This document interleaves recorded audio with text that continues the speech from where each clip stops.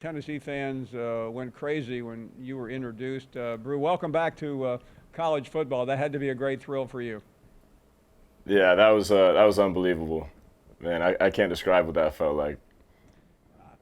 I also wonder what it's like when every athlete deals with injury, but when your season ends before the month of September is over, what is that like to experience? And you obviously have to dig down pretty deep.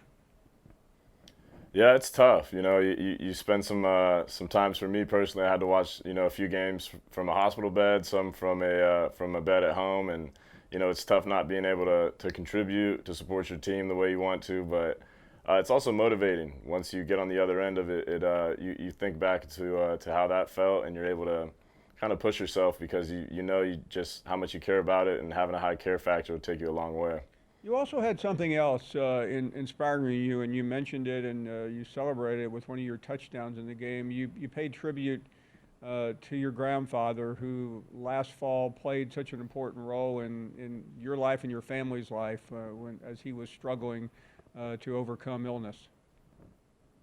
Yeah, while I was going through the rehab process, I had to go home for a while to be with him as he was sick, and unfortunately we lost him. But he the impact he had on me just growing up, just thinking about it makes me happy because now I get to kind of live out a lot of things, and he can kind of live through me, and he's always been in my heart every time I've hit the field. So now he's just really motivating me in everything I do. We're watching some of your greatness here. I'm sure it's always fun to come back. As you come back from injury, Bru, I mean, listen, I mean, if I pull a hamstring, I'm hobbling for a month, and I'm thinking about it the rest of my life. How do you knock that out of your mind? How do you get out there and practice and simply shut it out? I know that's part of being a great athlete, but tell us about it. I mean, we play a physical game, and kind of where I'm at with it is the longer you play, things happen. And for me, I guess I was just kind of due for one, and I'm glad that I was able to come back from it. I'm glad I came out, stronger, faster on the other end of it. But you try not to really to dwell on it too much. Stuff like that. It's kind of doesn't happen too much, especially to a receiver, and so you just kind of wear it and move on and learn from it. You also have to learn to move on from quarterbacks. You've had a few at Tennessee, obviously going back a couple years ago with Hendon and obviously Joe last year and now Nico. Let's talk about Nico and what it's like being in that backfield with him because so much is expected, and we got a preview on Saturday morning against Chattanooga. Yeah, I mean he takes command of the field really well. He's a great leader. I mean he's an awesome guy off the field. Like it's just really easy to work with and learn from. And it's been just awesome to see him go out and do what all of us here at Tennessee have seen him do. But now he's putting kind of the world on notice. Like this kid's special. And I think there's a lot of great things to come from him. And as long as we just keep our nose to the grindstone, keep what's important, we got a lot of success in front of us. I like you being a captain and a couple of years older, calling him a kid. That kind of puts it all into perspective, doesn't it? Yeah, a little bit. I mean, I still look at myself like a kid too, to be honest. You don't really start calling yourself a man yet. You just when other people start calling you sir, it kind of throws you off. Don't rush. I can assure you, it's not that much fun.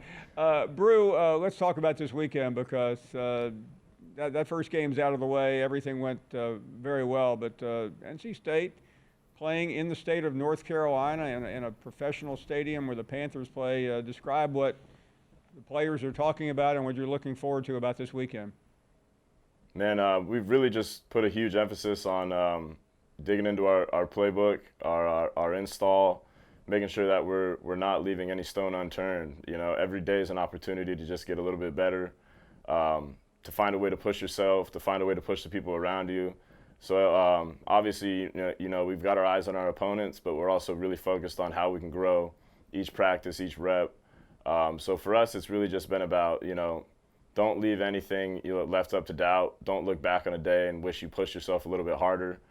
Just find a way to grow, find a way to get 1% better, and let the results on Saturday just speak for itself. Bru, as fans, which is what we do here, we're not players. I mean, we talk about all these ancillary things like the playoffs and who's in, who's out. I realize you're ranked in the top 15 in the country. Some people believe Tennessee deserves to be higher.